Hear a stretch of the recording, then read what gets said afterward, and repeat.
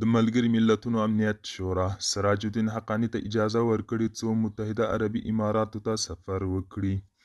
سلام، وخت مو بخیر. پام وکړئ د نن ورځې تازه خبر ته.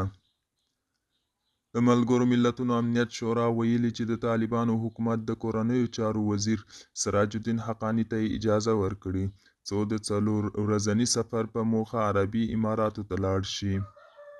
د یادې شورا په خبره شوې ویبپاڼې کې راغلي چې ښاغلي حقانی د روان زیږدیز کال د جون میاشتې له 21 تر 25 پورې د یاد هیواد د پلازمینې ابوظبي ته سفر کړی و.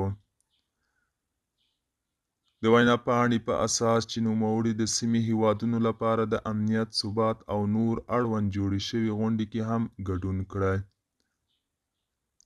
د یادونې وړ ده چې سراج الدین حقانی د نیولو پر سر د امریکا فدرالي پولیسو $10 میلیونه جایزه هم ایښې ده.